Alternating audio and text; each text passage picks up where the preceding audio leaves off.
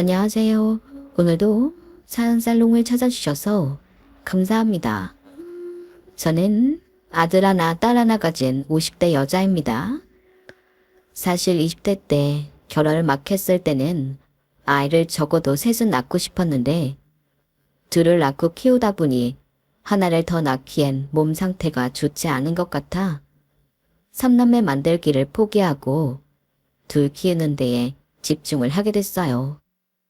제가 5남매로 북적북적한 집안 분위기에서 커서 그런지 어릴 땐 그게 참 좋았거든요. 그래서 좀 힘들더라도 자식들에게 형제를 둘 이상은 만들어줘야겠다는 게 원래 생각이었는데 옛날 어르신들은 어떻게 그렇게 자녀들을 많이 낳으신 건지 그게 생각보다 쉬운 일은 아니었더라고요. 저 어릴 때야 5남매는 양반이고 7남매, 8남매도 꽤 흔했고 요즘 젊은 사람들처럼 친구들보다는 가족들과 더 교류하던 시대라 가족이 많은 게 무조건 좋은 거라고 생각했어요. 그런데 막상 제가 부모가 되어보니 둘 낳아서 키우는 것도 상당히 벅찬 일이더라고요. 아이를 키워봐야 부모 마음을 알고 어른이 된다는데 그 말이 무슨 말인지 참 뼈저리게 알겠더라고요. 하지만 그것도 다 지금보다는 어리고 혈기왕성할 때 얘기고 아이들도 다 크고 시간이 많이 흐른 지금에서는 또 생각이 달라졌어요. 나이가 드니까 이게 참 무섭더군요. 젊었을 때 이게 맞다고 생각했던 것이 정답이 아니라 그땐 그게 맞다고 생각은 했지만 이뤄내지 못한 것들이 나이 들고 보니 더 좋은 선택이었던 경우도 꽤 있는 것 같아요. 제가 자식을 둘만 낳은 것도 바로 그 경우에 해당이 됐어요. 저도 제 주위 사람들도 다들 어릴 땐 형제 많은 집에서 컸으니 그걸 이상하게 여기지도 않았고 결혼하면 당연히 그렇게 아이를 많이 낳는 건 줄 알고 컸는데 실제로 제 나이 또래 중 그렇게 자식을 많이 낳은 사람은 별로 없더라고요. 최대가 3남매에서 4남매고 그 이상은 정말 어디서 찾아보기도 힘들었어요. 가족이 북적이는 건 좋지만 그만큼 자식 하나에 애정과 노력이 덜 들어가는 건 어쩔 수 없는 일이고 우리 모두 그런 걸 경험해본 세대라 그런지 다들 처음 포부와는 달리 자식을 그리 많이 낳지는 않더군요. 저 같은 경우도 첫 아이를 아들로 낳고 바로 시댁의 아들 타령에서 해방된 운 좋은 케이스라 아들에 연연하며 쓸데없이 많이 낳을 필요도 없었어요. 그때는 더 낳지 못하는 게 조금 아쉬웠는데 둘 키우면서도 감당이 안 되어 벅찰 때마다 이거 더 낳았으면 큰일이었겠구나 싶어 가슴을 쓸어내리는 일이 많았죠. 힘든 것도 힘든 거지만 더욱 그걸 체감하게 된 건 제 나이가 40대로 진입하면서부터였어요. 저는 5남매 중 셋째라 친정엄마가 연세가 꽤 있으셨거든요. 아버지는 제가 이미 대학생 때 돌아가셨고 연세 드신 엄마만 살아계셨어요. 어릴 때 부모님, 저희 5남매, 그리고 조부모님까지 무려 9명이 한 집에 함께 살았는데 그때 친정엄마가 고생을 정말 많이 하셨던 기억이 나요. 저희 아빠는 사형제로 태어나서 친할머니께서 젊은 시절 별로 시댁살이를 안 하셨다고 해요. 그래서 그런지 아들을 넷이나 낳은 것에 대한 자부심이 굉장히 강한 분이었고 아들들에게도 손주를 아들로 낳아주길 무척 기대하셨던 것 같아요. 하지만 위의 세 형들은 할머니께서 원하시는 만큼 아들을 낳아드리지 못했고 마지막 남은 자식인 저희 집에 남은 기대를 거셨던 모양이에요. 하지만 저희 집은 첫째 언니부터 저까지 전부 딸이고 마지막에 겨우 막내 하나를 아들로 낳아서 인간 취급 못 받는 신세를 겨우 면한 수준이었어요. 옛날에는 지금처럼 아들인지 딸인지 미리 알려주던 시대가 아니라서 엄마께서는 둘째까지 집에서 딸을 낳은 뒤 할머니의 반응이 무섭고 두려워 셋째인 저부터는 지방으로 내려가서 아이를 낳고 올라오실 정도로 할머니를 무서워하셨다고 해요. 아, 인간 무시를 못하는 것도 정도가 있지. 세상에 딸만 내실라 할 건 뭐야. 누구 집 대 끊어놓을 일 있어. 엄마, 그만하세요. 형들한테 아들 하나씩 있잖아요. 그럼 됐죠. 무슨 대가 끊겼다고 그러세요? 내가 아들만 넷 낳은 사람이야. 그럼 각 집안에 적어도 아들을 하나씩은 낳아야 할 거 아니야. 네 성씨 물려받을 아들 하나 없이 사는 게 말이 되냐? 아, 꼴 보기 싫어. 너는 아들 낳을 때까지는 내 눈에 띌 생각하지도 말아라. 막내를 낳기 전까지는 엄마를 어찌나 구박하셨는지 엄마가 쓰시던 방문 앞을 지나다닐 때마다 발로 뻥뻥 차시는 건 기본이고 엄마가 차려온 아침상을 마음에 안 든다는 이유만으로 엎어버리시고 툭 하면 너는 며느리 자격이 없다며 폭언을 하셨던 게 어렸던 저의 기억에도 아직 생생하게 남아있을 정도이니 당시 친정엄마께서 받으셨던 고통은 이루 말하기 힘드실 정도였을 거예요. 하지만 무리해서 몇 년 텀으로 자식을 넷이나 낳다 보니 엄마께서는 구박받더라도 아이를 더 낳을 생각이 없으셨는데 제가 9살이 되던 해쯤 거의 기적처럼 막내가 생겼고 그 막내가 다행히도 아들이었던 덕에 저희 집안에 뒤늦게 평화가 찾아왔어요. 매일같이 할머니께 구박받는 엄마를 보며 괴로워했던 저희 네 자매도 아들로 태어나준 막내가 괜히 얼마나 고마웠는지 몰라요. 그놈의 지긋지긋한 아들 타령을 아침마다 안 들어도 된다는 것도 좋았고 엄마가 할머니의 괜한 심술에 당하고 우는 일도 사라져서 정말 예전과 비교하면 천국 같은 날들이 시작됐어요. 친할머니는 하루 종일 막내를 껴안고 쳐다보고 계시느라고 저희 자매들에게는 눈길도 안 주셨지만 그게 서운하지 않을 정도로 숨통이 확 트였거든요. 네 모든 게 막내 덕분이라고 생각하니 저희도 막내가 참 고맙고 예쁘게 보여서 정말 애지중지 키웠어요. 지금 생각하면 괴롭힘 당한 거나 마찬가지인데 그땐 전혀 몰랐죠. 엄마와 저희를 구원한 구세주처럼 보여서 막내가 크면서 자잘하게 겪을 만한 고생들도 원천 처단시키면서 철저하게 왕자님처럼 키웠어요. 그 시절에 겨울에 딸기가 먹고 싶다고 하면 어떻게든 딸기를 사다가 바쳤을 정도이니 어느 정도인지는 말 다 했죠. 그렇게 키웠다 보니 저희 자매들도 남동생에게만큼은 참 애틋하고 보호 본능이 강했지만 같은 자식 입장이라 그런지 그로 인해 부모님으로부터 부당한 차별을 받는 것이 일상이 되기도 했어요. 남동생과 의견차가 없을 때는 괜찮았지만 남동생과 의견차가 발생하거나 원하는 것이 같을 때 저희는 무조건 희생만을 강요받아야 했죠. 아무리 남동생을 아꼈다고는 해도 저희도 사람인지라 억울하고 화가 날 때도 참 많았어요. 하지만 남동생과 적이 되는 건 이 집안 전체를 등 돌리는 일이나 다름없는 일이라 어렸던 저희는 별다른 저항 없이 그런 시간들을 참고 넘겨야만 했어요. 그런데 이게 어찌된 일인지 그렇게 애지중지 큰 남동생은 크면서 사고만 치는 사고뭉치가 됐어요. 술 담배를 즐기며 밤늦게 다니는 건 일상이고 척 봐도 제일 나빠 보이는 사람들과 다니며 동네를 시끄럽게 들쑤시고 다니곤 했죠. 아니, 엄마, 우리가 쟤를 어떻게 키웠는데 왕자로 키웠으면 왕자로 커야 하는데 그러지 못할 망정 어쩜 저렇게 망나니로 큰 거예요? 무슨 소리야. 건욱이한테 무슨 잘못이 있다고. 이게 다 내 잘못이다. 건욱이한테 의지가 될 형 하나쯤만 낳아줬어도 제가 누나들 틈에서 자라 자기 혼자 남자니까 정붙이고 의지할 곳이 없어서 밖으로 놔두는 거 아니겠니?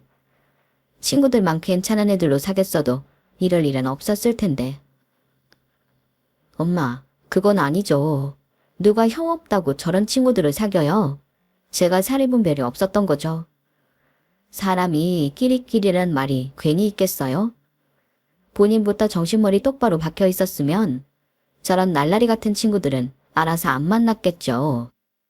뭐라고? 너는 누나가 돼서 동생을 안쓰럽게 생각하고 감싸주지 못할 망정. 그럼 네 동생이 그 망나니들이랑 똑같은 인간이라는 거야. 넌 그 말을 하고 싶은 거야? 아니 엄마, 그렇게만 받아들이지 마시고요. 저희도 막내라고 애지중지 다 받아주면서 키웠는데 속상해서 그러죠. 가족들이 다 잘했다고만 하니까 오히려 삐뚤어지잖아요. 됐다. 듣기 싫다. 니들이 아무리 뭐라고 해도 네 엄마 인생을 바꿔준 건 막내야. 태어날 때부터 효도를 한 게 막내라고. 막내 태어나기 전에 내 삶이 어땠는지 니네가 알면 그런 소리 함부로 못한다. 너희가 백날라한테 효도를 하더라도 막내가 태어나면서부터 한 효도에 비하면 아무것도 아니야. 그러니까 막내한테 괜히 입대지 마라. 알겠어? 엄마, 진짜 해도 해도 너무하시네요. 언니 그만해. 언니가 참아. 막내가 사고뭉치로 커가면서 가족 간의 갈등은 점차 심화됐어요. 막내가 무슨 잘못을 저지르고 오든 엄마께서는 집안의 유일한 아들이니 절대로 기죽이면 안 된다는 둥 감싸려고만 드셨고, 저희 자매는 그로 인해 나중에는 엄마와도 갈등이 심해졌어요.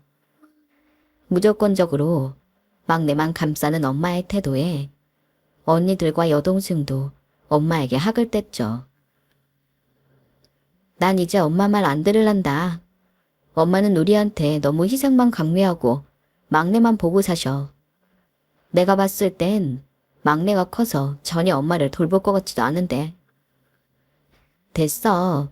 제일 효자라잖아. 제가 효도를 하든 말든 우리는 신경 쓸 거 없어. 그놈의 효자짓. 나중에는 안 하더라도 엄마도 하신 말씀에 책임지셔야지 뭐. 그래도 마음이 약하고 천성이 착한 자매들은 엄마께 최선을 다해 잘해드리려고 노력을 했어요. 그런데 결국 엄마께서 아무에게도 언지를 주지 않은 채 막내 남동생에게 모든 재산을 넘겨줬다는 소식이 들리더라고요. 그동안 쌓여왔던 서운함은 그때 제대로 폭발을 했고 가족 간에 내부 분열이 제대로 생겼죠. 엄마, 그런 건 얘기라도 미리 해주실 수 있는 거 아니에요? 법적으로 따지면 우리도 얼마든지 재산 나눠받을 자격이 있는 건데 엄마가 엄마 재산 누구한테 주든 상관은 없지만 적어도 저희한테 이야기는 먼저 해주실 수 있잖아요. 내가 내 재산 주는데 니네 허락이라도 바꿔줘야 된다는 거냐? 미리 말했으면 니네가 가만히 있기나 하고 하나밖에 없는 남동생 재산 어떻게든 나눠서 지목 톡톡히 챙기려고 눈에 핏발이나 세웠겠지. 재산 때문에 집안 시끄러워지는 꼴 보기 싫어서 내가 후딱 준 거야. 이미 줬는데 어쩔 거니? 엄마는 저희가 그럴 사람들로 보이세요? 니네 툭하면 막내만 차별하니 어쩌고 하는데 원래 집안 재산은 대를 이어줄 아들이 받는 거다. 그런데 니네는 누나라는 애들이 불만이 많아도 너무 많잖니? 괜히 재산 갖고 싸움 안 난 게 난 부모로서 최선을 다한 거다.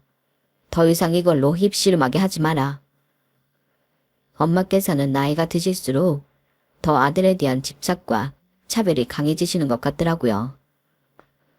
다뤄잡자고 하기엔 너무 늦기도 했고 의미도 없는 일이라 저는 감흥이 없었는데 재산마저 아들에게 몰아서 줘버리니 언니들과 동생은 허탈함이 몰려오는 듯 했어요.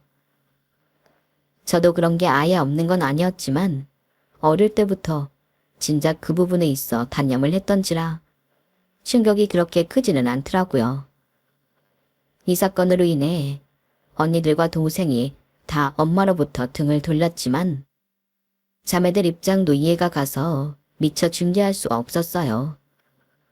엄마께서 그렇게 막내 남동생을 믿으시니 뭔가 믿는 이유가 있겠거니 하고 넘어갔죠. 하지만 더 큰 일은 엄마께서 아프시면서부터 일어났어요. 아빠는 막내가 대학생 쯤 되셨을 때 돌아가셨고, 막내가 결혼한 지 6년 차쯤 되었을 때부터 엄마께서 몸이 여기저기 아프기 시작하셨어요. 약간 치매기도 있으셨고 허리 디스크도 수시로 터지셔서 혼자서 지내기엔 무리인 상황까지 왔죠. 누군가 엄마를 모시고 살아야 하는 상황까지 오게 되니 당연히 저희 생각에는 재산을 물려받은 남동생이 엄마를 모시고 살 거라고 생각했어요. 하지만 의견이 나오자 남동생은 입을 싹 닫더라고요. 나는 안 돼. 내가 엄마를 돌볼 수 있는 상황이 아닌데. 그럼 우리 안사람이 엄마 돌봐야 하잖아. 나 이혼당해. 뭐 재산까지 다 물려받아 놓고 무슨 소리야. 엄마도 당연히 네가 모시고 살 거라고 생각하고 계신데. 아우 안 돼. 나 결혼할 때 와이프랑 약속했던 조건이 어머님 안 모시고 살기였단 말이야. 이거 어기면 나 이혼해야 돼. 딴 건 몰라도 모시고 사는 건 진짜 안 돼. 그리고 난 남잔데 내가 엄마를 어떻게 돌봐. TV 보니까 치매 환자들은 증상 악화되면 가족들이 옷도 갈아입혀드리고 씻겨드리고 그러더만. 같은 여자인 누나들이 하는 게 맞지. 남동생은 곤란한 상황이 오자 별 가짜는 핑계를 대면서 엄마를 저희에게 떠넘기더라고요. 화가 난 언니들과 남동생은 대판 싸움이 났고 몇 달간 결론이 나지 않은 채로 방치되고 있는 엄마를 보자 마음이 아프더군요. 그래서 그냥 제가 엄마를 돌보겠다고 나섰어요. 내가 엄마 모시고 살게. 남편도 동의했어. 아니 네가 왜? 멀쩡한 아들내미 있는데 네가 뭐하러? 언니가 보기엔 제가 할 것 같아? 그리고 가더라도 엄마 안 편해. 기억 온전치 못하다고 며느리한테 구박이나 안 당하면 다행이지. 모시고 살면 이혼을 한 해 만에 이야기까지 미리 했다는데 이제 와서 모시고 살라 하면 며느리 입장에서 너무 싫지. 그나마 우리 집은 남는 방이라도 있고 넓은 편이니까 여기 와서 지내시는 게 엄마도 더 편하실 거야. 아, 그래도 너한테 미안해서 어떡하니? 너도 차별받고 살아온 건 똑같은데. 이걸 뭘 누굴 탓할 수 있나. 어릴 때 엄마가 할머니한테 구박당하던 거 나도 아직 가끔 기억날 정도니까 엄만 더 아시겠지? 이제 이런 걸로 싸우는 것도 지치고 그냥 내가 엄마 돌볼게. 그렇게 우여곡절 끝에 제가 엄마를 돌보게 됐어요. 나이가 들어 힘없고 병드신 엄마를 돌보면서 참 많은 생각이 들더라고요. 고생스러운 일들이 생길 때마다 저도 사람인지라 이렇게 형제가 많음에도 이 모든 걸 혼자서 감당해야 한다는 게 가끔은 억울하고 화가 날 때도 많더라고요. 2년이란 시간이 길다면 길고 짧다면 짧지만 아픈 부모를 돌보는 일은 생각보다 제 생활 패턴의 모든 걸 바꾸고 시간과 정성을 쏟아야 하는 일이었어요. 고생할 거란 각오를 충분히 하고 시작한 일임에도 참 지치고 힘든 시간들이었죠. 엄마를 돌보면서 자식을 키우는 가치관도 참 많이 바뀐 것 같아요. 저야 차별받는 딸의 서름도 잘 알고 있고 제가 아이를 낳던 시기에는 예전처럼 남아선호 사상이 심한 분위기도 아니어서 크게 아들을 감싸며 키운 건 아니었지만 그래도 아이들을 너무 보호만 하면서 키우면 안 되겠다는 생각이 들더라고요. 사실 저희 집은 남편이 부모님께 물려받은 사업도 잘 되고 있고 재산도 꽤 받은 상태라 경제적으로 여유는 있는 상태였어요. 저도 전문직이라 엄마께서 돌아가신 뒤로 복직을 하니 금전적으로는 상당히 여유가 있게 되었어요. 사실 엄마를 돌보기 전에는 여유가 있는 만큼 아이들에게는 아낌없이 돈을 썼는데 제 남동생을 보니 너무 아낌없이 투자해도 안 되겠다는 생각이 들어서 아이들에게 집안 사정이 많이 여유롭다는 티는 안 내려고 노력을 했어요. 하지만 그렇다고 버는 것보다 많이 쪼들리게 살 수는 없는 노릇이니 애들이 어느 정도 남들과 비교해가며 눈치를 채긴 했지만 그래도 말로는 그렇게 여유 있는 집은 아니라고 강조를 했죠. 둘째는 워낙 어렸을 때부터 그렇게 강조를 하니 나름대로 세뇌가 된 모양인지 그런 줄 알고 나름대로 경제관념이 잡혀가며 크는 것 같았어요. 과소비도 안 하고 최대한 알뜰살뜰하게 저금도 하면서 크는 모습이 참 기특했죠.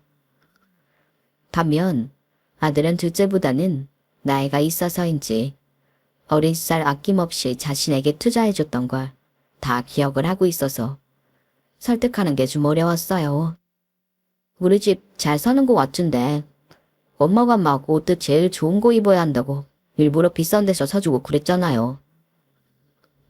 그땐 형편이 나쁘지 않았는데 사업이라는 게 형편이 원래 좋다가 나빴다가 하는 거니까 아무리 이런저런 핑계를 대가며 설득을 시키라고 해도 아들은 안 믿는 눈치였어요.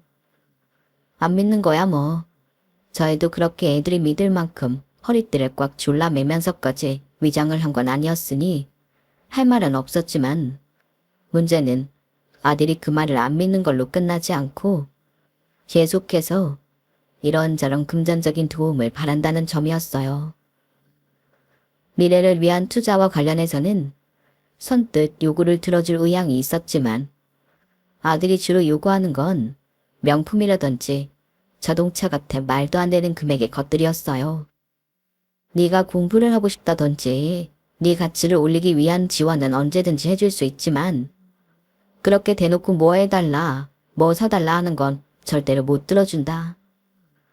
그건 네 가치를 올려서 네 힘으로 직접 벌어서 사도 늦지 않아. 딱 못 박아 자르자. 더 이상은 그런 요구를 하지 않고 유학을 보내달라고 하더라고요. 유학이야 가면 언어라도 늘어서 올 테니 그것만큼은 들어줬어요. 한번 나가니 안 들어오려고 하길래 그것 때문에도 속을 꽤나 썩히고 있었는데 유학을 간 지 3년이 지난 어느 날 갑자기 한국에 들어오겠다고 선언을 했어요. 그렇게 들어오라고 할 때는 안 들어온다던 애가 들어오겠다길래 분명 충동적인 선택일 거란 생각은 했었지만 알고 보니 거기서 저희 몰래 같이 살던 애인이 있더라고요. 엄마, 저 이 사람하고 결혼하려고요. 뭐라고? 너 아직 나이가 30대도 안 됐는데 무슨 벌써 결혼이야. 그리고 한국 들어온 지 얼마나 됐다고. 그런 건 여기서 자리 좀 잡고 결정해도 늦지 않잖니. 그럴 거면 거기서 자리 잡고 결혼했죠. 저 그냥 이 사람하고 결혼할래요. 결혼하고 싶어서 한국 들어온 거예요. 그럼 일단 가족들이 좀 알아가는 시간이 있어야지. 오늘 처음 봤는데 대뜸 결혼을 하겠다고 하면 내가 뭐라고 해야 하니? 제 아들이지만 정말 이해가 안 되더라고요. 매사 막무가내였던 제 남동생이 겹쳐 보이면서 머리가 아파왔어요. 남동생처럼 키우지 않기 위해 저 나름대로 온갖 노력을 다했는데 핏줄이라는 건 못 이기는 건가? 5만 가지 생각이 다 들어서 순간 너무 힘이 들었어요. 하지만 아들은 그런 제 모습은 안중에도 없고 결혼을 해야겠다고 뻗팅기더라고요. 그럼 네가 꼭 당장 결혼을 해야겠다는 이유라도 한번 들어보자. 둘 다 나이도 어린데 대체 뭐 때문에 이렇게 결혼을 서두르는 거니? 이유가 있을 거 아냐. 나와서 같이 살아보니까 이 사람만큼 나를 이해해 줄 수 있는 사람이 없어요. 오래 사귀다 보면 헤어질 수도 있고 결혼해서 법적으로 묶이면 아무리 크게 싸워도 가족으로 극복해 나갈 수 있으니까 그렇게 하고 싶어요, 엄마. 나중엔 아이 들어서 결혼하고 싶은 사람이 없어서 장가도 안 가고 속 썩이는 것보다 낫잖아요. 결혼할 나이까지 못 만날 것 같으면 인연이 아니라고 생각하는 게 맞지. 고작 헤어지기 싫다는 이유만으로 결혼을 하겠다는 게 말이 돼? 어차피 아무리 법적으로 묶여있다고 해도 한쪽이 헤어지고 싶다는 감정이 들면 결국엔 이혼을 하고 마는 게 부부관계야. 너 혼자 결혼을 지속하고 싶다고 할 수 있는 문제가 아니야. 그런 이유라면 나는 반대다. 나는 아직 이해를 잘 알지도 못하고 부모 허락을 받고 결혼하고 싶은 마음이 있어서 집에 데리고 온 거라면 우리한테는 시간이 필요해. 네가 그렇게 당장 결혼을 해야겠다면 네 힘으로 해라. 나는 한 푼도 못 도와주니까. 솔직히 아들이 유학생활하면서 받은 돈을 쓸 줄만 알았지. 일정 부분 모아뒀을 거란 생각은 전혀 안 들었어요. 설마 부모 재산 믿고 이렇게 결혼하겠다고 떼쓰는 건가 싶어서 선을 확 그었죠. 여자도 아들보다 3살 어리고 20대 중반이면 아직 한참일 텐데 돈 한 푼 없는 저희 아들이랑 당장 결혼하겠다고 하는 게 좀 이상하게 느껴지더라고요. 처음 봤을 때 옷차림이 매머리며 나름대로 단정하게 하고 오려고 신경을 쓴 것 같기는 한데 묘하게 풍기는 분위기나 말투가 껄렁해 보이기도 해서 더 마음이 안 갔어요. 얘기를 대강 들어보니 부모님께서 어렸을 때 이혼을 하셔서 편부모 가정에서 컸다고 해요. 아빠 손에서 몇 년 크다가 아빠가 미국 교포와 재혼을 해서 미국으로 가서 살다 아들과 만나게 된 거라고 하더라고요. 한국에 온 지 얼마 안 됐으니 한국에 의지할 것도 자리를 아직 못 잡은 것도 그러려니 싶었지만 최소한 아들과 평생 반려자로 잘 여자가 안정적인 가정 환경에서 컸길 바라는 건 모든 부모들의 작은 욕심 아닌가요? 마음에 드는 구석이 하나도 없는 와중에 자라은 환경까지 제법 스펙타클하니 제 입장에서는 그 결혼을 하라고 등 떠밀어줄 이유가 하나도 없었어요. 듣자 하니 가정 형편이 썩 좋은 편도 아닌 것 같아 나중에는 우리 집 형편이 괜찮아 보여 접근을 했나 싶은 생각까지 들더라고요. 사람을 정말 나쁘게 보고 싶진 않았지만 그 아이를 만날 때마다 저의 촉이 별로 좋은 쪽으로 작동하지가 않았어요. 그래도 아들이 저렇게 좋다고 하는 여자이니 이유가 있겠지. 열린 마음으로 보려고 노력도 해봤지만 안 되더라고요. 아들도 나중엔 제 마음을 여는 건 포기를 했는지 제가 허락을 안 하더라도 결혼은 하겠다고 하더라고요. 거기까지 오니 저도 더 이상 말릴 수가 없어서 알아서 하라고 손을 놨어요. 솔직히 저희 부부는 아들과 딸이 결혼할 나이가 되면 집 걱정 없이 살게 하고 싶어서 아파트도 한 채씩 마련해둔 상태였지만 아들이 그렇게 고집을 피워대니 아니다 싶어서 정말 말 그대로 단 한 분도 지원해주지 않았어요. 솔직히 그렇게까지 하면 여자도 목적이 있었다면 떨어져 나갈 줄 알았고 아들도 저를 원망이나 하면서 결혼을 포기할 줄 알았는데 의외로 묵묵하게 받아들이더라고요. 돈이 없으니 별다른 결혼식 같은 건 준비하지 않고 혼인신고만 한 뒤 둘이 작은 원룸에서 같이 시작을 하더라고요. 한 번도 아들이 그렇게 주체적으로 뭘 해나가는 모습을 본 적이 없던 터라 막상 그러니 좀 기특하기도 하고 낯설기도 했어요. 저희가 얼마나 좋으면 이렇게까지 할까 싶기도 했고 사람이 사랑 때문에 변한다는 게 이런 건가 생각도 들었죠. 떼쓰는 걸로만 느껴졌는데 아들은 나름대로 다 계획이 있었더라고요. 미국에서 유학하면서 구상한 사업 아이디어가 있어 사업을 하고 싶다고 하길래 초기에 필요한 최소 비용만 지원을 해줬어요. 사업을 할 거면 남편의 사업을 물려받는 쪽을 해보는 게 어떠냐고 했는데 그건 남편 쪽이 반대를 해서 무산이 됐거든요. 망하더라도 투자금이 적으니 본인이 구상한 사업을 먼저 해보고 회사로 들어오게 하는 게 낫겠다는 게 남편의 생각이었어요. 남편이 사람을 쉽게 믿지 않는 경향이 있는데 아들에게 있어서도 똑같은 생각이더라고요. 갑자기 사업을 하고 싶다고 본인이 평생 일궈온 사업을 그냥 넘길 수는 없다는 게 남편의 의견이었어요. 일리가 있는 생각이라 우선은 아들이 하고 싶다는 사업에 너무 고생을 하지 않을 정도로만 투자를 해줬고 나중에는 투자자도 찾았다고 하더라고요. 결혼하고 나서 그렇게 제 발로 뛰며 열심히 살아가는 것 같아서 점점 아들에 대한 마음이 열렸어요. 며느리도 마찬가지로 오히려 결혼 후에 마음이 좀 열리더라고요. 낯가린다는 핑계로 만나면 말 한마디 안 하고 새침하게 있는 꼴이 마음에 안 들었는데 나름대로 노력하며 다가오려는 모습이 보였어요. 크게 도움을 바라지 않고 자기들끼리 어떻게든 열심히 살아보려는 모습이 보기가 좋더라고요. 그래서 시간이 지날수록 사이가 좋아졌어요. 그렇게 5년쯤 지났을까요? 나름대로 자기 사업 잘 일궈나가고 있다고 생각했던 아들이 갑자기 늦은 밤 연락도 없이 집에 찾아왔어요. 문을 열어주니 술 냄새가 확 깨치더라고요. 엄마, 엄마. 예, 너 뭐니? 아, 술 냄새. 무슨 술을 이렇게 마셨어? 엄마, 저 좀 도와주세요. 뭐? 무슨 일 있는 거야? 아들은 열심히 하고 있던 사업이 망하고 투자자도 등을 돌려 폐업을 하게 됐다고 하더라고요.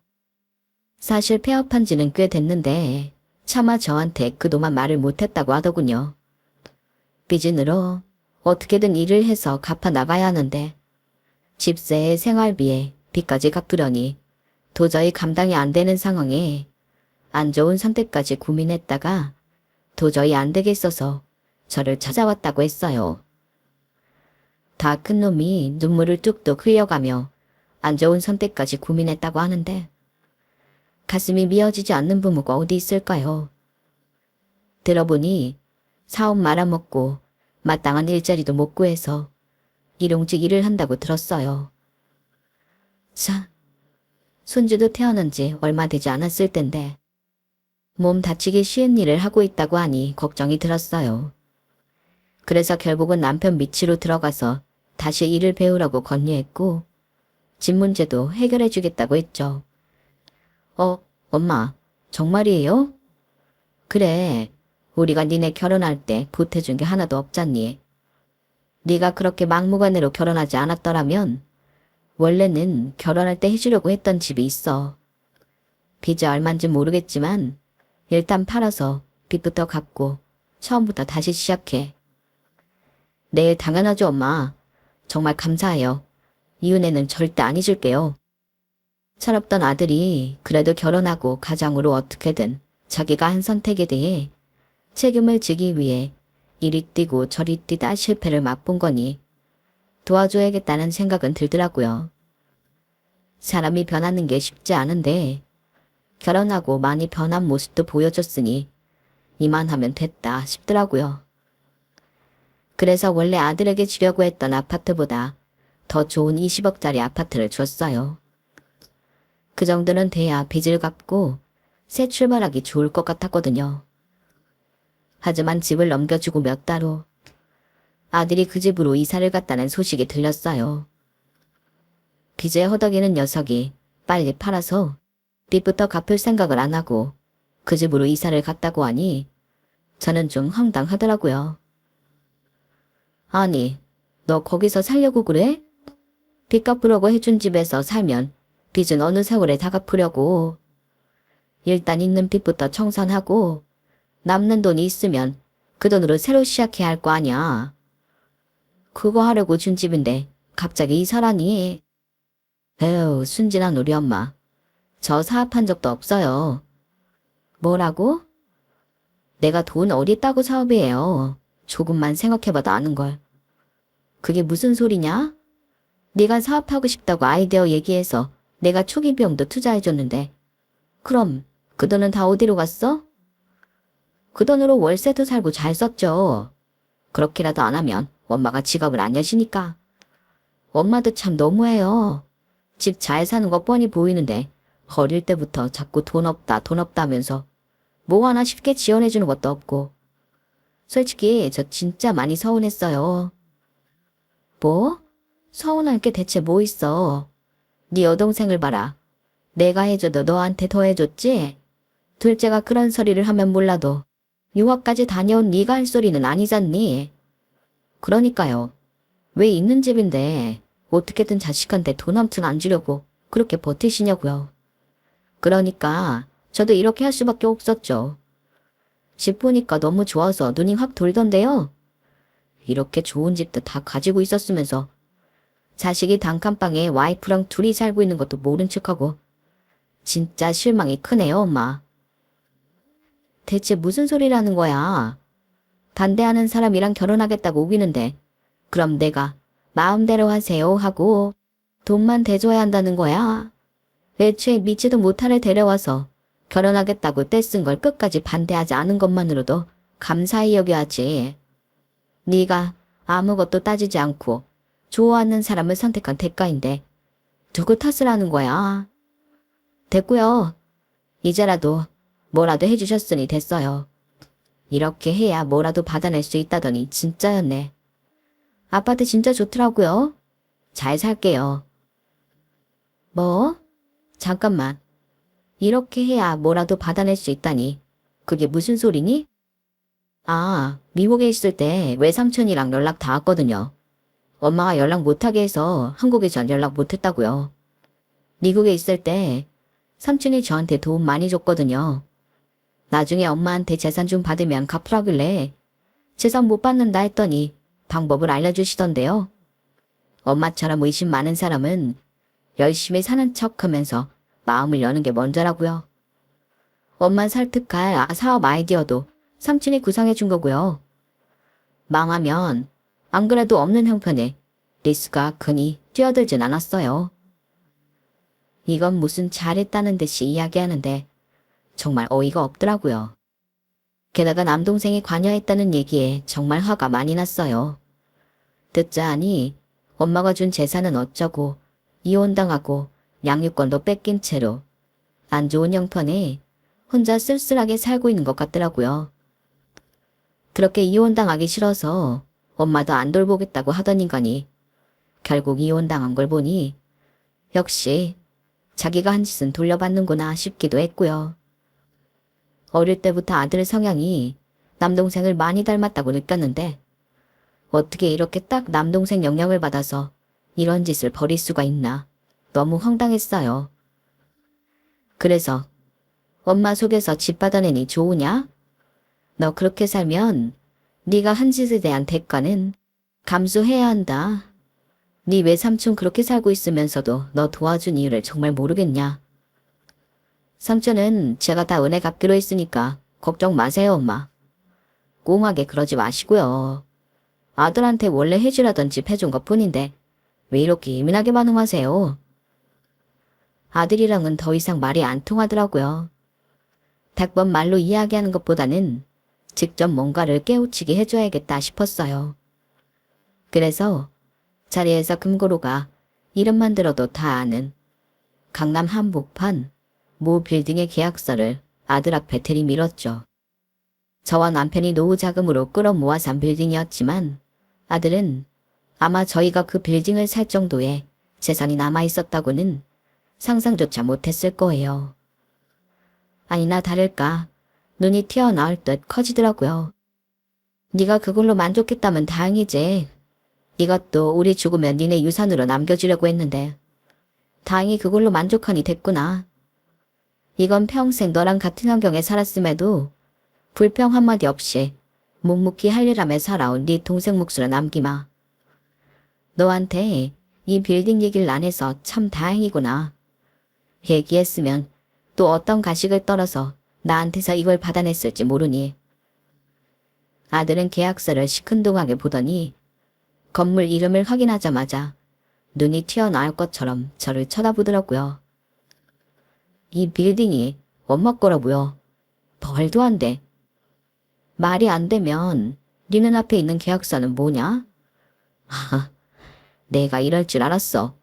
맨날 돈 없다 해서 이상하다고 생각은 했는데 이 빌딩 살 돈이 있을 정도로 여유 있었으면서 그동안 그렇게 돈 없는 척하고 살았던 거라고요? 내가 없다 해도 이 정도로 바라는 놈인데 있다고 했으면 오죽했겠니? 난 너한테 숨겨서 다행이었다고 보는데 너는 20억짜리 아파트를 받고도 고마운 마음이 전혀 없구나. 네 말대로 내가 너한테 해준 게 없다 한들 다른 집 같으면 20억짜리 아파트를 그냥 턱턱 해주는 줄 알아. 너한텐 그 아파트도 정말 아까워 죽겠지만 이미 준 거 그걸로 네 알아서 살아라. 네 동생 재산 탐할 생각은 추호도 하지 말고. 인생에서 한 번도 해본 적 없을 정도로 그게 호통을 치니 아들도 좀 찌였는지 더 이상 저에게 왈가왈부는 못하더라고요. 짧은 순간이었지만 그 눈에 짙은 후회가 스쳐 지나가는 걸 보니 안타까웠어요. 나중에 알고 보니 결혼을 부추긴 것도 동생 짓이었더라고요. 하나뿐인 아들이 결혼한다고 하면 간도 쓸개도 다 빼주는 게 엄마라면서요. 본인이 그렇게 자라왔으니 저도 그럴 줄 알았나 본데 어림도 없는 소리죠. 남매 중 제가 제일 잘 사니 제 아들에게 접근해 뭐라도 뜯어내보려는 속셈이었던 것 같은데 어쩌다 이렇게 남보다도 못한 관계가 돼버린 건지 통탄스러웠네요. 전 아들에게 이야기한 대로 딸을 불러다 80억짜리 빌딩은 물려주었어요. 아들은 그걸로도 한참을 저희 집에 찾아와 온갖 행패를 부리다 경찰서에 끌려갔다 오고 난 후에야 약간 정신이 들었는지 감감무소식이 됐어요. 남편 회사에 다니게 해주기로 했던 것도 취소하고 알아서 살아보라고 했더니 소식이 아예 끊기더군요. 저와 남편도 참 괘씸해서 어떻게 살든 먼저 연락이 올 때까지 연락을 안 했는데 나중에 딸을 통해 겨우 소식을 들었네요. 오빠 이혼했대요, 엄마. 자기랑 결혼하면 집도 차도 다 해주고 잘 살게 해주겠다고 꼬드겨서 결혼을 한 건데 외삼촌이 엄마가 물려준 아파트 팔라고 자꾸 집에 찾아와서 괴롭혀서 새언니들 거구 못 견뎠나 봐. 이혼 당하고 나니 좀 정신을 차리려는 모양인데 삼촌이 자꾸 찾아와서 집 팔고 같이 도망쳐서 살다가 결국 못 참고 이혼했대. 집 팔아서 챙긴 돈도 위자료로 많이 뜯겨서 상황이 다시 어려워진 모양이에요. 이상하게 그 얘기를 들어도 별로 안쓰러운 마음이 안 드는 게 제가 아들에게 마음이 많이 떴구나 싶더군요. 딸도 그런 제 마음을 눈치챘는지 얼마 안 있어 아들을 데리고 왔어요. 오빠, 엄마한테 싹싹 빌어. 안 그럼 오빠 별다른 방법도 없잖아. 언제까지 이렇게 살 건데. 알았어. 그러려고 왔잖아. 오랜만에 본 아들의 얼굴은 정말 엉망진창이었어요. 제대로 잠도 못 자고 사는지 얼굴이 푸석푸석 하더군요. 남들 같으면 20억 아파트를 주면 아내랑 행복하게 살고도 남을 텐데 아기를 가지고 잘못된 선택을 하니 그 집을 갖고도 저렇게 불행해질 수 있구나 싶었어요. 아들은 제 얼굴을 보더니 눈물을 터뜨리면서 바지가랑이를 붙잡고 매달렸어요. 엄마, 그동안 제가 정말 잘못했어요. 저 한 번만 좀 살려주세요. 한 번만 좀 봐주세요. 네? 넌 네가 뭘 잘못했는지 정확히 모른다. 네가 진짜 잘못했다 생각이 들면 그 집 판 돈 다시 돌려주고 아빠 회사에서 처음부터 다시 시작해. 아들은 한참을 고민하더니 정말로 그 돈을 저희에게 다 돌려주더라고요. 더 이상 설 데가 없다고 생각한 모양이었어요. 아무리 미워도 아들은 아들인지라 결국 아들은 다시 남편 회사에 가서 일을 배우고 있어요. 옛날에는 늘 부모에게 해달라고 요구할 때 당당하던 녀석이 이제는 뭐 하나 요구하기는커녕 부모 비위를 맞추지 못해 안달이 난 것처럼 굴어요. 회사에 다니고 제대로 된 일을 배우며 돈을 버니 돈 버는 게 얼마나 힘든 일인지도 이제야 깨우쳤는지 부모 고마운 줄을 그제서야 알더군요. 참, 까딱하면 남동생 닮아 인간 안 될 뻔한 걸 정말 온갖 고생을 다하며 겨우 인간 만들어놨네요. 지금은 월급 타면 부모에게 용돈도 주고 선물도 하는 효자가 다 됐어요. 전에 그렇게 기고만장하던 아들은 전생에 나았었나 싶을 정도로요. 이렇게 되기까지 저희도 정말 많은 마음고생을 했지만 그래도 그 고생을 다 감내하게 잘했다는 생각이 드네요. 한번 이혼을 했으니 좋은 짝을 찾기가 더 힘들긴 하겠지만 이제는 아들을 괜찮은 사람에게 장가 보내도 제가 부끄럽지 않을 것 같다는 생각이 드네요. 현며 후에 키운 제 딸 덕분에 아들과도 극적으로 화해하고 아들도 새 삶을 살 수 있었던 것 같아요. 여러분, 저 잘한 거겠죠? 제 사연은 여기까지입니다. 들어주셔서 고맙습니다. 좋은 날 좋은 기분으로 가족들과 항상 행복하시길 바랍니다. 여러분, 사연 댓글에 응원과 현명한 조언 부탁드려요. 좋아요와 구독은 저에게 큰 힘이 됩니다. 오늘도 좋은 일 가득하세요.